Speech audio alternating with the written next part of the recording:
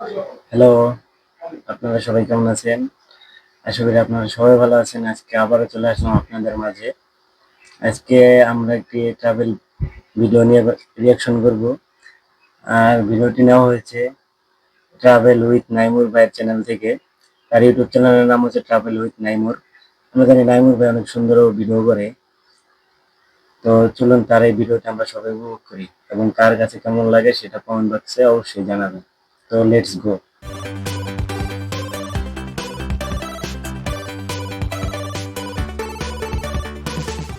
Video গন্তব্য পাঁচগাঁও। আসসালামু আলাইকুম। আমি এখন বাংলাদেশের যেই জায়গাটাতে দাঁড়িয়ে আছি, এটাকে অনেকে বলে স্বপ্নের মতো সুন্দর, আবার কেউ বলে কল্পনার চেয়ে বেশি সুন্দর। তবে আমি এগুলো বলবো না, আমি আপনাদের এই জায়গার আসল বাস্তবতাটা তুলে ধরার চেষ্টা করব। বাংলাদেশের উত্তর পূর্ব সীমান্তে অবস্থিত কলমাকান্দা উপজেলার প্রাকৃতিক সৌন্দর্য যেন এক অনন্য বিস্ময়। নেত্রকোনা জেলার এই সীমান্তবর্তী অঞ্চল পাহাড়, নদী, সবুজ বন আর নেত্রকোনা আমি একবার গিয়েছিলাম, পাঁচগাঁও যাওয়া হয় নাই। কিন্তু বিরিশিরে আর হচ্ছে দুর্গাপুর বিজিবি কি জানি 0 পয়েন্ট ওইদিকে বিজিবি বর্ডার ওইদিক অনেক ভালো লাগছিল অবশ্য। শান্ত গ্রামীণ পরিবেশের জন্য বেশ পরিচিত। ভারতের মেঘালয় পাহাড়ের পাদদেশে অবস্থিত হওয়ায় এখানকার প্রকৃতি বছরের বেশিরভাগ সময়ই মনোমুগ্ধকর রূপ ধারণ করে। আর এই অঞ্চলের যেখান থেকেই পাহাড় শুরু, সেখানেই যেন বাংলাদেশের শেষ সীমানা। তবুও মানুষ ছুটে যায় প্রকৃতির ডাকে সাড়া দিয়ে পাহাড়, নদী, বন আর গ্রামীণ প্রকৃতির সঙ্গে কিছুটা সময় কাটাতে। আর সেই সৌন্দর্যের অন্যতম একটি স্থান হলো পাঁচগাঁও। সীমান্ত ঘেঁষা ছোট্ট এই গ্রামটি একদিকে যেমন মেঘালয় পাহাড়ের অপূর্ব দৃশ্য উপহার দেয়, তেমনি অন্যদিকে গ্রামীণ জীবনের সরল সৌন্দর্য তুলে ধরে। চারপাশের সবুজ মাঠ, পাহাড়ি বাতাস আর নিরিবিলি পরিবেশ মুহূর্তেই মুগ্ধ করে যে কাউকে। আর সেই অপূর্ব সৌন্দর্য উপভোগ করতেই আমাদের ছুটে চলা কলমাকান্দার উদ্দেশ্যে।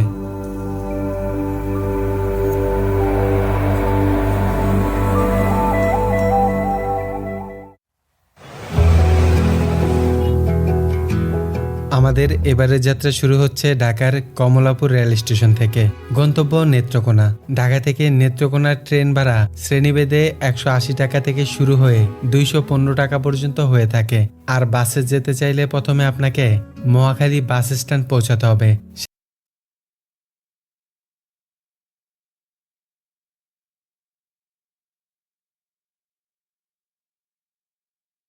সেখান থেকেই বাসগুলো ছেড়ে যায় সরাসরি কলমাকান্দার উদ্দেশ্যে। তবে বাস ভেদে ভাড়া 450 টাকা থেকে শুরু করে 500 টাকা পর্যন্ত হয়ে থাকে। আমরা বেছে নিয়েছি রাত 10টা 15 মিনিটের হাওড়া এক্সপ্রেস, যেটা আমাদের নামিয়ে দেবে নেত্রকোনা রেল স্টেশন।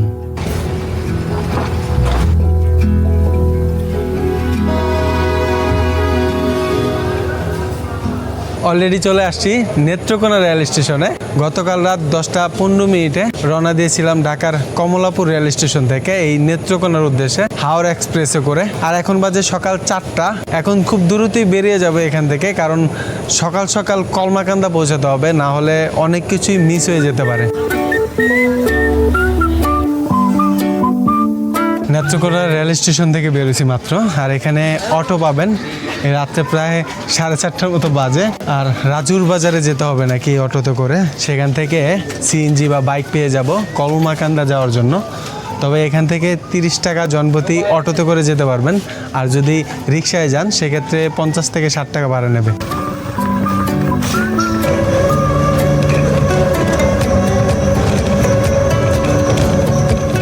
অটো রিক্সায় করে রাজুর বাজার চলে আসছি।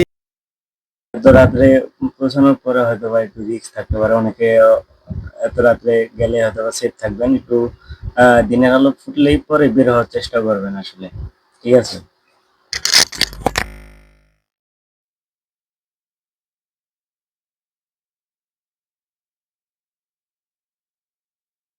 এখানে আসতে 50 টাকা অটো ভাড়া দেওয়া লাগছে। এখান থেকে আপনারা বাইকও পেয়ে যাবেন, আবার চাইলে সিএনজিতে করেও যেতে পারেন। যদি সিএনজিতে যান সেক্ষেত্রে 120 টাকা করে ভাড়া লাগবে জনপ্রতি। আর যদি বাইকে যান দুইজন যেতে পারবেন।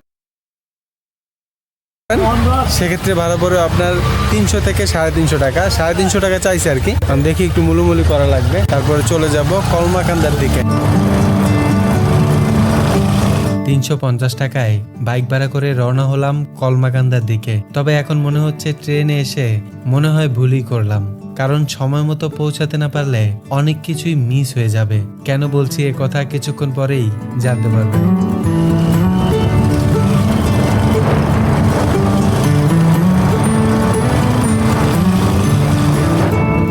কলমাকান্দাতে চলে আসছি, আর রাজুর বাজার থেকে এখানে আসতে বাইক ভাড়া 350 টাকা দিতে হয়েছে। 2 জন উঠতে পারবেন একটা বাইকে। আর এখান থেকে সকালে নাস্তাটা করব, তারপরে বেরিয়ে যাব আশেপাশের সৌন্দর্য দেখার জন্য। আর এখান থেকে বাইক ভাড়া করে ঘুরে দেখতে পারবেন আশেপাশের যে জায়গাগুলো আছে সেগুলো। আর লোক বেশি থাকলে অটোতে করে বা সিএনজিতে করেও যেতে পারবেন, তবে সিএনজি বা অটো সব জায়গায় আপনাদের পৌঁছে দিতে পারবে না।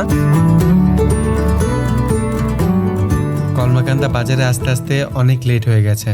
হয়তো পাঁচগাঁওয়ের চন্দ্রডিঙা পাহাড়ে বিজিবি প্রবেশ করতেও দেবে না। তারপরেও খুব তাড়াতাড়ি একটি বাইক ভাড়া করে রওনা দিলাম পাঁচগাঁয়ের দিকে। আর বাইকটি আমাদের কলমাকান্দা ও তার আশেপাশের কিছু মনোমুগ্ধকর জায়গা ঘুরিয়ে দেখাবে, যার ভাড়া 1300 টাকা। আপনারা চাইলে অটোতে করেও যেতে পারবেন, তবে অটো সব জায়গায় পৌঁছাতে পারে। এমন দৃশ্য দেখলাম যেটা দেখে দাঁড়াতে বাধ্য হলাম আর কি। আর এই যে দেখেন কমলাকান্দা বা নেত্রকোনা, সেক্ষেত্রে না, যে কোনো জায়গায় যখন বাইক দিয়ে আপনি ঘুরবেন খুব দ্রুত এবং সব জায়গায় ঘুরে আসতে পারবেন। কারণ বাইক নিয়ে সব জায়গায় যাওয়া যায়, হয়তো বা একটু কষ্ট একটু বেশি পড়ে। আর অটোতে হয়তো 5-6 জন বসা যায়, কষ্ট একটু কমে, কিন্তু বাইকে তো 2 জন অথবা 1 জনের বেশি বসতে পারে না।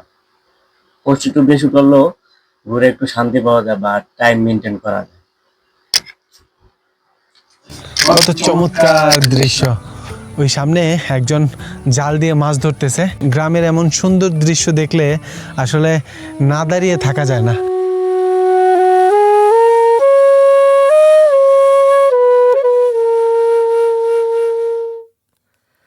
দুইটা পাইছেন? আজকে কিছুক্ষণ আছে। সব সময় ধরেন নাকি মাঝে মধ্যে? হ্যাঁ, সবসময় পাওয়া যায় মাছ না? হ্যাঁ।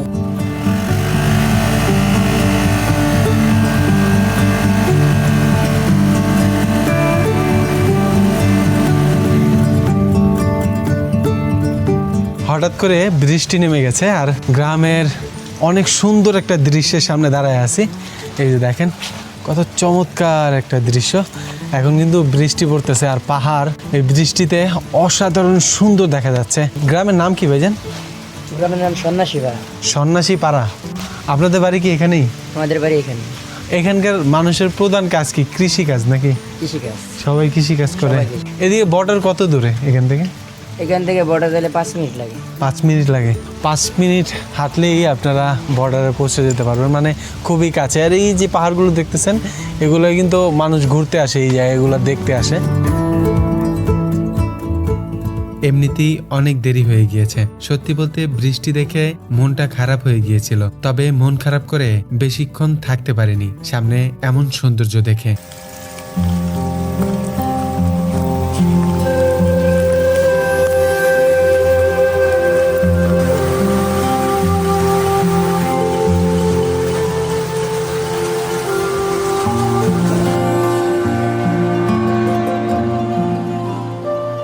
প্রায় 1.5 ঘন্টার উপরে হবে এই যে পিছনের দোকানটাতে বসেছিলাম।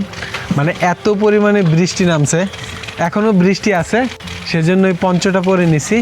আর এভাবেই চলে যাব। চমৎকার দৃশ্য দেখা যায় এখান থেকে। দেখেন এখন কিন্তু পাহাড়ের উপরে মেঘ জমে আছে।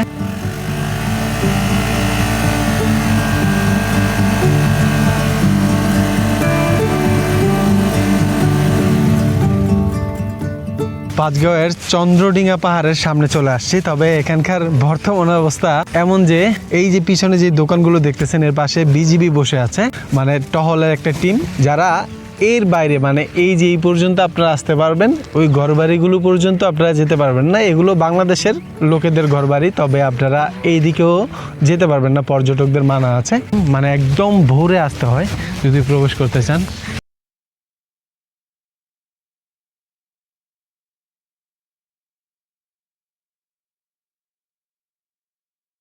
জানি যে ভারত বর্ডার বা বাংলাদেশ ভারত বর্ডারে কিছুদিন যাবত উত্তেজনা চলতে আছে, যার কারণে পর্যটকদের এত কাছাকাছি যাওয়া নিষেধ করে দিয়েছে বাংলাদেশ বিজিবি করা। তো যাই হোক, ভালো, এটা পর্যটকদের সেফটির জন্য করা হয়েছে, এগুলাকে সাধুবাদ জানাতে হবে, মন খারাপের কিছু নেই। আমি যাওয়ার সময়, আমি যখন গেছিলাম তখনও এইরকম দুর্গাপুর একটা ছোট খালের মতো, মানে নদীর মতো আর কি, আমাদেরকে বেশি দূর যাইতে দেওয়া হয়নি। আসার আগে আর এই যে দেখেন পাহাড়গুলো,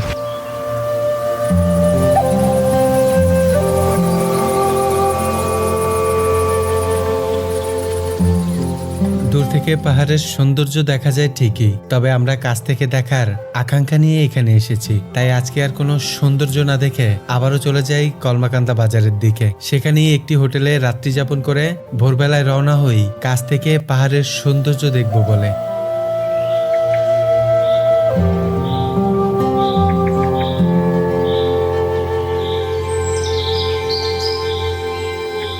চন্দ্রডিঙা যে পাহাড় আছে, পাহাড়ের একদমই সামনে চলে আসছে। এই যে দেখেন, অসাধারণ দেখতে এই পাহাড়। আর এই পাশে একটা পিলার আছে যেটা বাংলাদেশ ভারতকে আলাদা করেছে। এই পাহাড়গুলো যেগুলো দেখতেছেন, পাহাড় মানেই কিন্তু এই পাশে যত পাহাড় আছে সবই ইন্ডিয়াতে পড়েছে। আর এখানে চমৎকার সুন্দর একটা ঝিরি আছে, ঝিরিটা পার হয়ে আমরা অল্প একটু যাব ওই পিলার পর্যন্ত, বা তার আগে একটু ঝিরি পর্যন্ত যাব আর কি, বেশি দূরে না যাওয়াই ভালো এখন এই মুহূর্তে।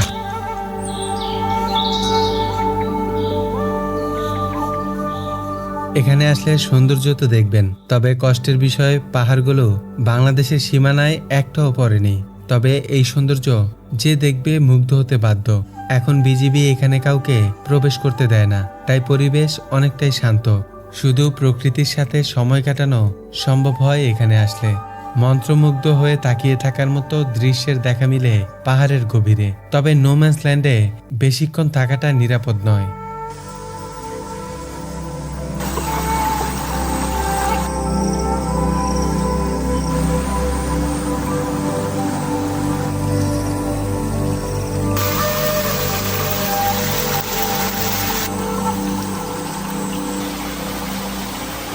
অলরেডি নো ম্যান্স ল্যান্ডে চলে আসছি।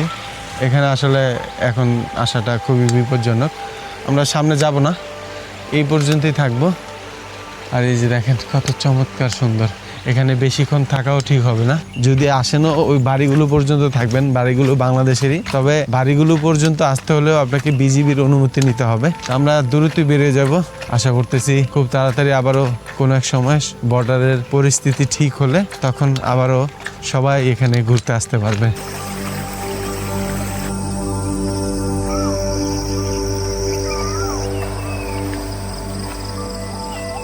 পাহাড়ের অপরূপ সৌন্দর্য উপভোগ করার পর আমরা সেখান থেকে দ্রুতই বেরিয়ে পড়লাম, কারণ সীমান্ত এলাকায় সকাল 6:30 থেকে 7টার মধ্যেই বিজিবি টহল দিতে চলে আসে। আর বিজিবির সামনে পড়ে গেলে নানা জিজ্ঞাসাবাদের মুখোমুখি হতে হবে। তাই বেশিক্ষণ না থেকে এবার আমাদের গন্তব্য পাঁচগাঁওয়ের আরেকটি মনোমুগ্ধকর স্থান।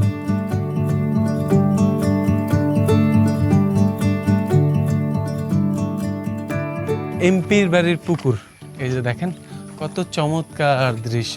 মানে পুকুরটা দেখার জন্য কিন্তু মানুষ আসে না, মানুষ দেখার জন্য আসে এই দৃশ্যটা। পুকুরের সামনে দাঁড়ালে মেঘালয়ের উঁচু উঁচু পাহাড়গুলো দেখা যায়। মানে কোনো রেস্ট্রিকশন নাই এখানে আসার ক্ষেত্রে, যে কেউ চাইলে আসতে পারে। এই যে এটা হলো আমাদের রুবেল ভাই, ভাইয়ের সাথে ঘুরতেছি। ভাই আপনারা কোন কোন জায়গায় ঘুরায় দেখান এই মানে মূলত এই কলমাকান্দা বা আশেপাশের? এখানে কলমাকান্দা উপজেলার ভিতরে আছে, এই দিকে আছে আপনার এমপির বাড়ি, কলমাকান্দা পাঁচগাঁও এমপির বাড়ি আছে, চন্দ্রডিঙ্গা পাহাড় আছে, আবার আছে মোমিনটিলা আছে, বঙ্গটিলা আছে, সাতশো মাজার আছে। এইগুলো 5টা স্পট হয়েছে আমাদের কলমাকান্দা এরিয়ার ভিতরে। আবার পাশে দুর্গাপুর উপজেলা আছে, সাদামাটি আছে, যেটা চীনামাটি বলে। আসা যাওয়ার ভিতরে অনেকগুলো স্পটই দেখতে পাবো মানুষ, নাকি অনেক সৌন্দর্য রয়েছে। আপনারা অবশ্যই আসবেন বাংলাদেশের এই সৌন্দর্য দেখতে। তবে অনেক জায়গাতেই তো রেস্ট্রিকশন আছে, ঢুকতে দেয় না, এটার ব্যাপারে কি বলবেন আপনি? এটার ব্যাপারে আসলে এখন তো আপনারা জানেন ইন্ডিয়া একটু জানা চলতেছে, ঠিক আছে? কিন্তু টাইম মতো জানি। আমরা ঢুকার সিস্টেম করতে পারি। টাইম বলতে সকাল সকাল আসতে হবে। আমরা যে এখানে বোঝানো হয়েছে যে সকাল সকাল গেলে মানে ওইখানকার স্থানীয় লোকজনই কিছু লোক পর্যটক নিয়ে ঘুরতে আসতে মানে ঘুরায় নিয়ে আসতে পারে, কিন্তু বেশি সময় হয়ে গেলে তাইলে আর পারে না। এটা হচ্ছে যারা বাইকার আছে, ওইখানকার যারা স্থানীয় আছে তাদের সাথে কন্ট্যাক্ট করে পরে যেতে হবে আর কি। আর কমলাকান্দার এই দৃশ্যটা অসাধারণ অসাধারণ। পাহাড় অঞ্চলগুলো আমার খুবই ভালো লাগে, সবচেয়ে বেশি ভালো লাগে আমার সমুদ্র, তাও আমার পাহাড় ভালো লাগে, দুইটাই ভালো লাগে। আচ্ছা, আজকে তো আপনি দেখছেন না, আগে তো বলবেন আজকে দেখছি। টাইম মতন আছে, এরকম টাইম মতন আসে, আমি সবাই দেখার চেষ্টা করি। ঠিক আছে, যদি আপনারা কলমাকান্দা আসেন বা পাঁচগাঁও ঘুরে দেখতে চান, ভাইয়ের সাথে ঘুরে দেখতে পারেন।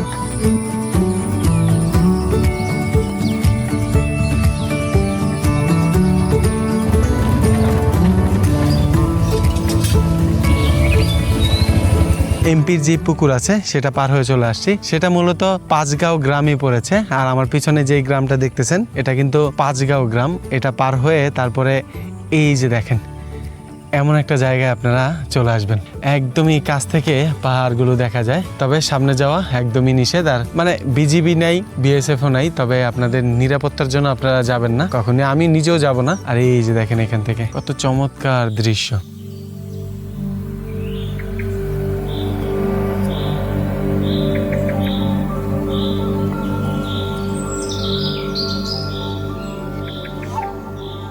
পাঁচগাঁও গ্রাম যেন ছবির মতো সুন্দর, আমি বলবো তার থেকেও বেশি। এর আগে আমি কলমাকান্দা আসলেও এই গ্রামে প্রথমবার এসেছি, তবে কলমাকান্দা ঘুরতে এসে এই জায়গা কখনোই মিস করবেন না। পাঁচগাঁও গ্রামে মূলত গারো ও হাজং সম্প্রদায়ের মানুষের বসতি। সীমান্ত ঘেঁষা এই গ্রামের মানুষের প্রধান পেশা কৃষিকাজ। ধান, সবজি এবং বিভিন্ন মৌসুমী ফসল চাষের পাশাপাশি অনেকে গবাদি পশু পালন করেন। পাহাড় আর প্রকৃতির সঙ্গে মিশে থাকা এই গ্রামগুলোর মানুষ সহজ সরল জীবনযাপন করেন। আধুনিক সুযোগ সুবিধা তুলনামূলক কম হলেও প্রকৃতির কাছাকাছি থেকে নিজেদের সংস্কৃতি আর ইতিহাস ধরে রেখেছে তারা। পিছনে যে ঝিরিটা দেখতেছেন এটা ইন্ডিয়া থেকে বাংলাদেশে প্রবেশ করেছে। আর যে পাঁচগাঁও গ্রাম আছে, গ্রামের মানুষের দৈনন্দিন কাজের জন্য কিন্তু এই ঝিরির পানি ব্যবহার করে থাকে। এদিক দিয়ে আমরা আবারও পাঁচগাঁও গ্রাম থেকে বের হয়ে যাব।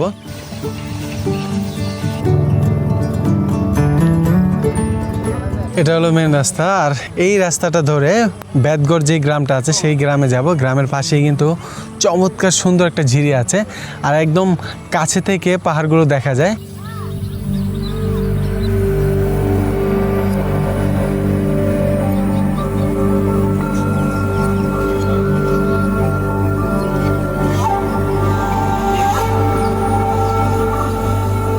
কত চমৎকার একটা ঝিরির সামনে আছে, দেখেন জায়গাটা চিনি না, এই জন্য অনেকখানি হাইট আসতে হয়েছে। একদমই কিন্তু বর্ডারের পাশে আছি। আর এই যে সামনে যেটা দেখতেছেন এটা হলো বিএসএফ এর ক্যাম্প। তো ভুলবশত কেউ এর ওই পাশে যাবেন না, মানে এই বাড়িগুলো দেখতেছেন এগুলো হলো বাংলাদেশের, তো এই বাড়ি পর্যন্ত থাকার চেষ্টা করবেন।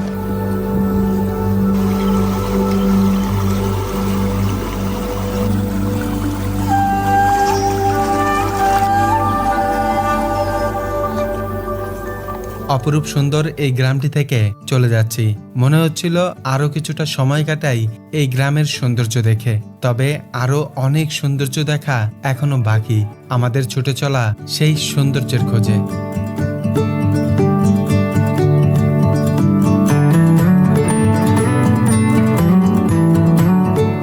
যাচ্ছি পাতলার বন, আর যাওয়ার পথে এই দেখেন মহাদেব নদী। এই নদীটা পার হয়ে তারপরে যেতে হয়, আর এই নৌকায় করে আপনাদের পার হতে হবে। এখন নদীতে কিন্তু অনেক স্রোত আছে, আর দেখেন কত চমৎকার দৃশ্য দেখা যায়।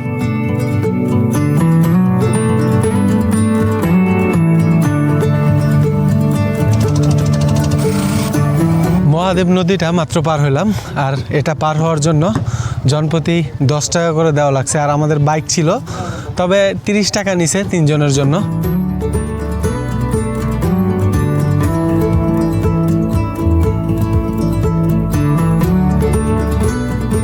চলে আসছি পাতলার বন।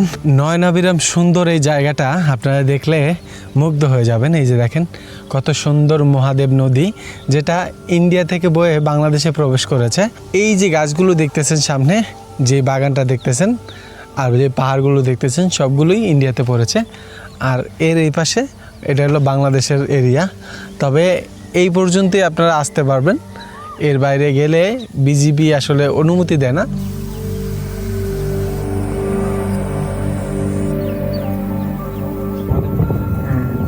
পাতলার বনে আসলে সৌন্দর্য ঠিকই দেখতে পাবেন, তবে এখানে বিজিবি কর্তৃক কিছু বিধিনিষেধ রয়েছে, তাই বেশিক্ষণ সময় না কাটিয়ে আমরা আমাদের পরবর্তী গন্তব্যের দিকে ছুটে চলেছি।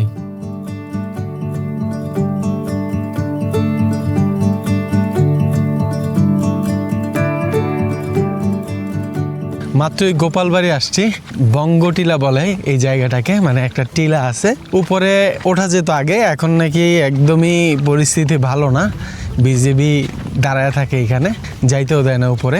তো দেখি রিকোয়েস্ট করে যাওয়া যায় কিনা, জানি না যেতে দেবে কিনা। এই গ্রামটার নাম হলো গোপালবাড়ি, আর গোপালবাড়ির পরেই কিন্তু রয়েছে বঙ্গটিলা, এটা নাম দেওয়া হয়েছে বঙ্গটিলা আসলে।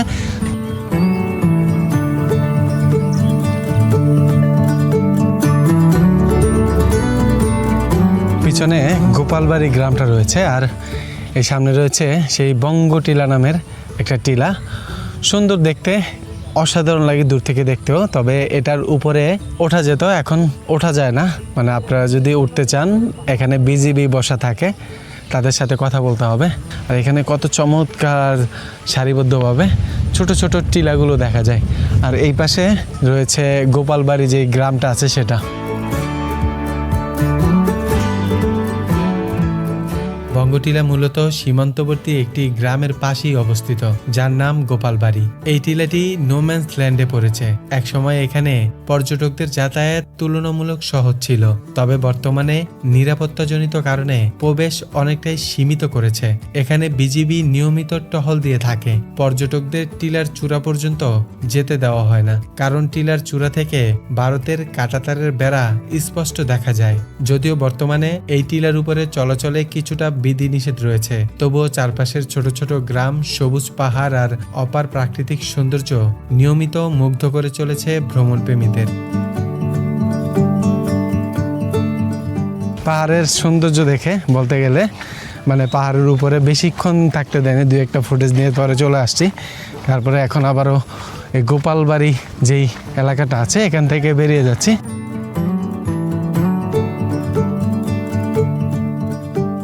দুপুরের খাবার খেলাম আর কি এই দোকানটা থেকে। আপনারা চাইলে এই লিঙ্গুরা বাজারে দুপুরের খাবার খেতে পারেন। এখন আমরা যাব মমিনের টিলা আছে সেটাতে, সেটার পাশে আবার 7 শহীদের মাজারও রয়েছে, এগুলো ঘুরে দেখব।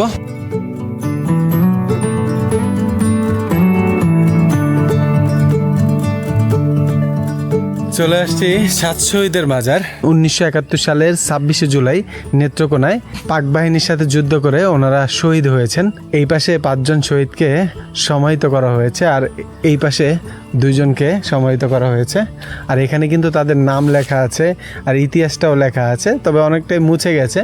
আর এই পাশে দেখেন লেখা আছে বাংলাদেশের সীমানার শেষ, মানে এর বাইরে অতিক্রম করা কিন্তু পর্যটকদের জন্য বা বাঙালিদের জন্য সম্পূর্ণ নিষেধ।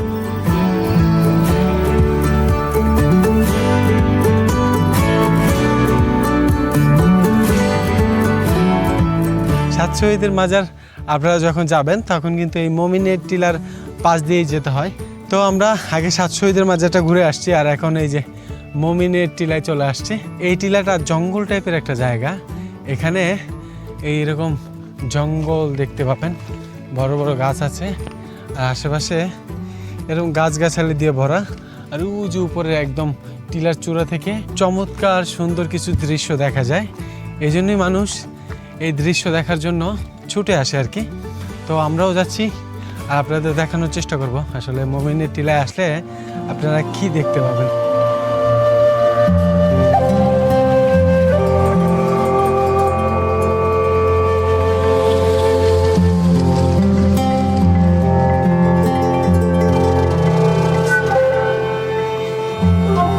মমিনের টিলার একেবারে উপরে চলে আসছে, আর এখান থেকে চমৎকার দৃশ্য দেখা যায় দেখেন।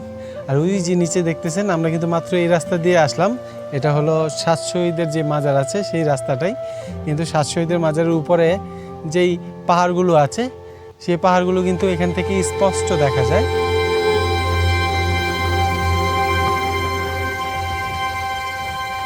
মোমিনের টিলার চূড়া থেকে চারপাশের মনোমুগ্ধকর দৃশ্য উপভোগ করার পর সময় ও সুযোগ পেলে ঘুরে আসতে পারেন বাংলাদেশের একমাত্র চীনামাটি বা সাদামাটির পাহাড়ে, যা কলমাকান্দার পাশের উপজেলা দুর্গাপুরে অবস্থিত। দূর থেকে পাহাড়টিকে দেখলে মনে হয় যেন কোনো দক্ষ শিল্পীর তুলিতে আঁকা অপূর্ব এক ক্যানভাস। পাহাড়ের এখানে আমরা গিয়েছিলাম বন্ধুরা মিলে। তো যখন গিয়েছিলাম তখন 12টা 12:30 অথবা একটা সময় হবে, এত পরিমাণে রোদ ছিল না, তখন এত পরিমাণ গরম গত বছর আর কি।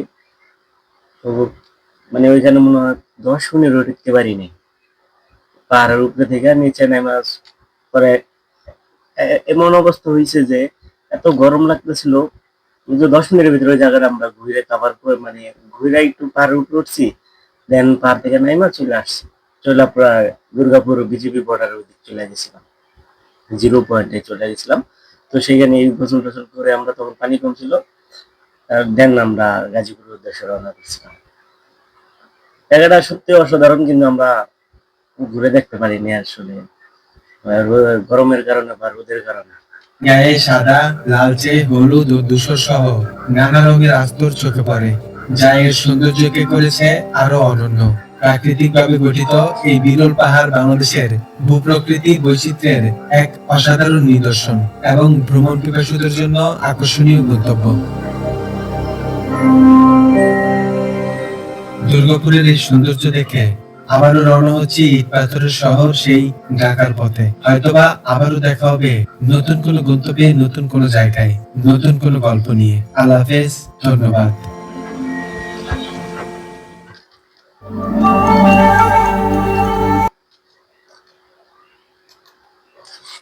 তো আপনাদের কার কাছে ভিডিওটা কেমন লাগছে অবশ্যই কমেন্টে জানাবেন। আমার কাছে অসাধারণ লাগছে, বিকজ আমি নেত্রকোনা একবার গিয়েছিলাম কিন্তু পাঁচগড় যাইনি, এই ভিডিওর মাধ্যমে পাঁচগড়টা ঘুরে দেখলাম।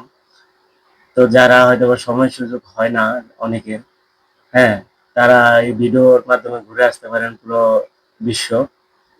আর যদি সময় সুযোগ হয়, হ্যাঁ, তখন নিজে নিজে যায় ঘুরে আসতে পারেন, ভালো লাগবে। যখন আপসেট থাকবেন, মন খারাপ থাকবে, ঘুরবেন, ঘোরার মতো শান্তি আর কোথাও পাবেন না, কখনো না। তো সবাই ভালো থাকবেন, সুস্থ থাকবেন, টাটা।